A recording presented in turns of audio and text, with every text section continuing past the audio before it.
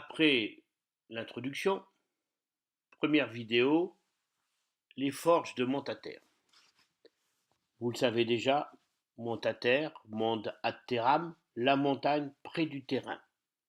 Les forges, c'est l'usine au pied du terrain et de l'Oise. Montaterre s'est construit aux confins de l'Île-de-France, mais c'est aussi déjà la Picardie, la terre des Tchos et des Tchottes. OP les amis, OP camarades, c'est comme ça qu'on se saluait au début à l'entrée de l'usine.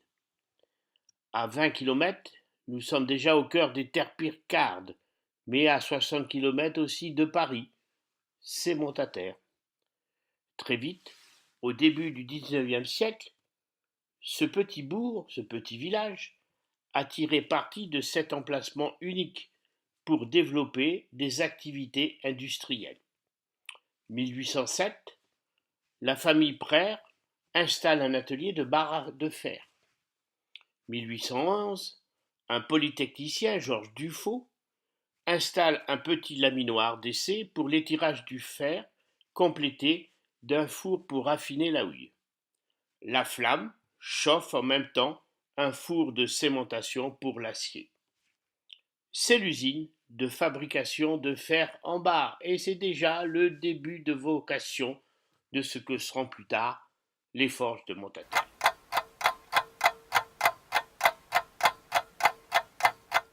La réputation de l'usine des forges de Montaterre est faite. 1813-2016, plus de 200 ans d'activité industrielle. Et personne n'a pensé à fêter le 200e anniversaire de nos forges de Montaterre. C'est triste. 1813, les forges sont rachetées par les frères Bernard et Louis Mercion, ce sont des Alsaciens. Encore, en 1980, la rue principale de l'usine s'appelait la rue des frères Mercion. La mairie, à cette époque, l'a débaptisée pour l'appeler avenue Lénine. Il y avait pourtant de grands résistants, de grands maquisards dans cette usine, qui auraient mérité de donner leur nom à cette rue, à la rue de leur usine.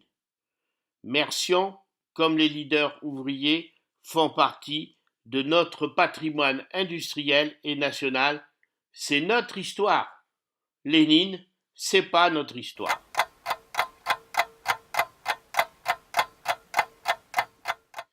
En 1813, cette usine produisait du fer pour affinage de vieilles fontes recueillies dans la région parisienne. En 1816, elle va produire des tôles et des fers blancs selon la méthode anglaise. Elle amine aussi des plaques de cuivre rouge à l'usage des chaudronniers. Je me rappelle, en 1978, à l'ENP, à l'École nationale professionnelle de Gournay, à côté, à Creil, les jeunes préparaient encore un CAP de chaudronnier. C'était dans la tradition, alors maintenant ça a disparu. Les frères Mercion vont recruter la main-d'œuvre dans la campagne picarde, des familles entières. Cet exode rural entraîne progressivement la construction de nouveaux quartiers qu'on va appeler les cités Mercion et qui jouxtent l'usine. Les effectifs usines vont croître à cette époque rapidement et évidemment la population de Montaterre va suivre. En 1812, il y avait 42 ouvriers. En 1828, il y avait 145 ouvriers. En 1848, la révolution de juillet, 1200. En 1878, 2000 salariés. Et en 1880, 2500 travailleuses et travailleurs. C'est pratiquement l'effectif qu'il y avait dans l'usine quand j'étais embauché en 73. 2500 travailleurs en 1880.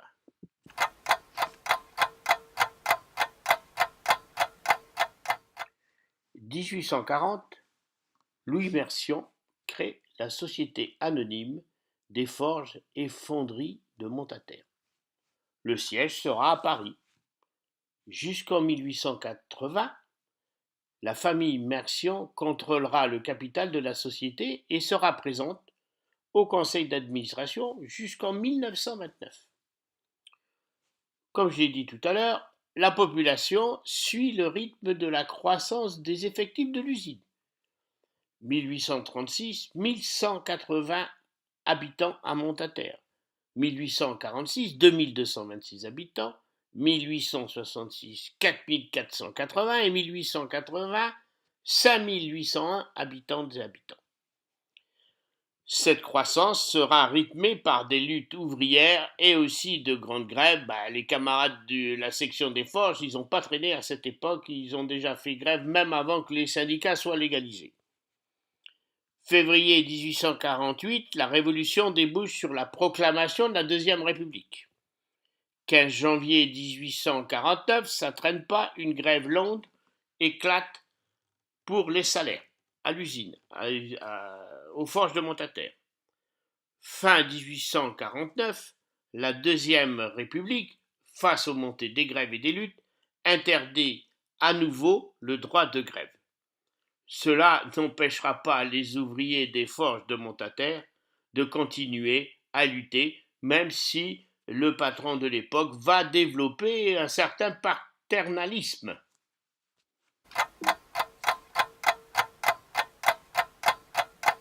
Et alors, vous allez me dire, où sont organisés les ouvriers? Où sont-ils syndiqués? À cette époque, comme le syndicalisme n'était pas légal, ils sont organisés dans des coalitions ouvrières, plus ou moins clandestines, ou des caisses de secours mutuels. 1887, les difficultés économiques ont conduit la direction des forges à une réduction importante des effectifs, mais aussi à imposer une baisse conséquente des salaires de 15%. Vous voyez, en 2016, les dirigeants d'entreprise n'ont rien inventé. Août 1887, les ouvriers de Montataire réagissent et se mettent en grève. Cette grève va durer 2 semaines, en 1887. Nous le verrons dans une prochaine vidéo. Cette grève va préfigurer la naissance de l'Union syndicale des ouvriers métallurgistes de Montataire, l'ancêtre du syndicat CGT d'ArcelorMittal. Dans les années 1880, la réputation de l'usine de Montataire est faite. Une double réputation. Une réputation industrielle et une réputation sociale. La réputation industrielle, l'usine, c'est le premier employeur de l'Oise avec une main-d'œuvre de plus en plus qualifiée. Et deuxièmement, deuxième réputation, la sociale, cette usine, c'est un foyer d'agitation ouvrière et révolutionnaire. La mairie, pendant ce temps, sera administrée par le directeur de l'usine, M. Fröhlich. La crise et la dépression de 1880 frappent l'industrie française et particulièrement la métallurgie.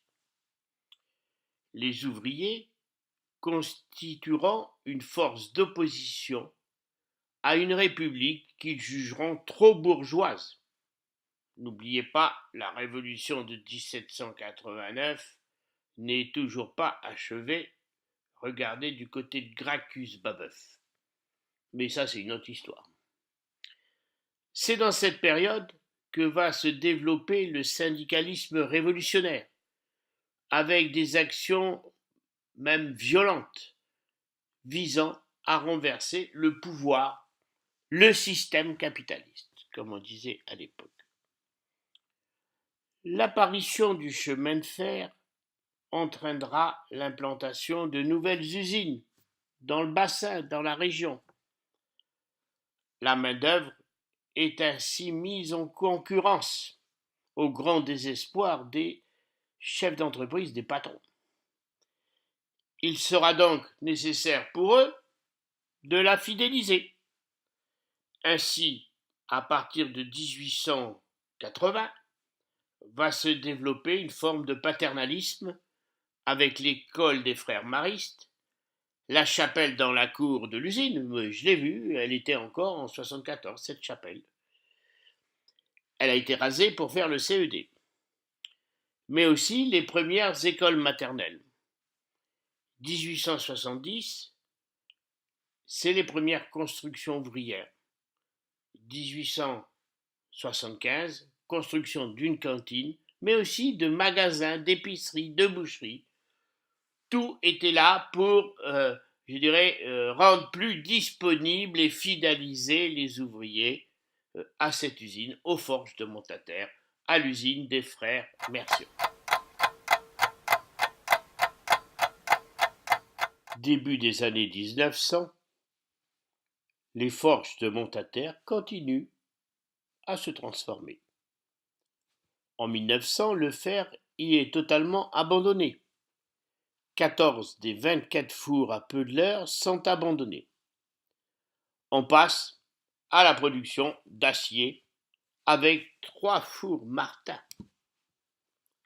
1905, la première station électrique et le premier pont roulant sont mis en marche. Les ponts roulants et les caristes, c'était, dans les années 70-80, un bastion syndical. Ça me rappelle de bonnes petites grèves à cette époque. De 1887 à 1897, c'est la valse des directeurs. Il y en a eu plusieurs en 10 ans. Et les effectifs continuent à fondre. En 1900, il ne reste plus que 1600 salariés et en 1914, à la veille de la Première Guerre mondiale, 1200 travailleurs. Pendant la guerre de 14-18, l'usine fabriquera des ronds d'obus et des tôles pour les tranchées, c'est-à-dire que l'usine va travailler pour la guerre.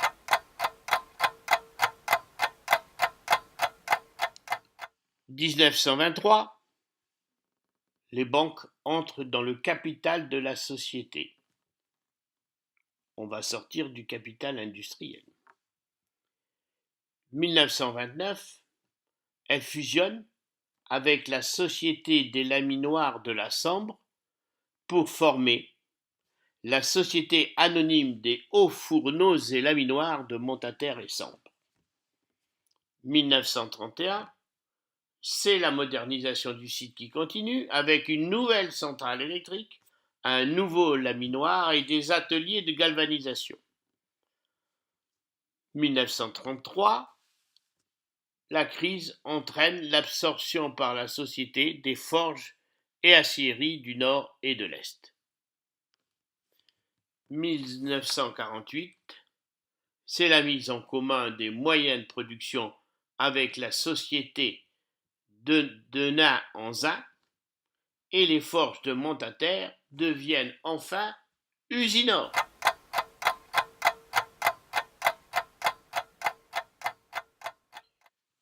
« 1948, avec l'appui financier du plan Marshall, le plan américain d'aide à la reconstruction de certains pays européens, Usinor Montataire va assurer sa mutation en un site définitivement consacré de laminage à froid avec 2 lignes de décapage et 2 laminoirs. Il faudra attendre la fin des années 70 avec l'introduction de l'informatique et les investissements de 1982, notamment sur le recuit continu, pour qu'Usinor Montataire se transforme profondément son outil de travail, son process et son organisation. Les hommes vont ainsi passer d'une logique de poste à une logique de métier et de compétence, c'est-à-dire la sortie d'un certain taylorisme.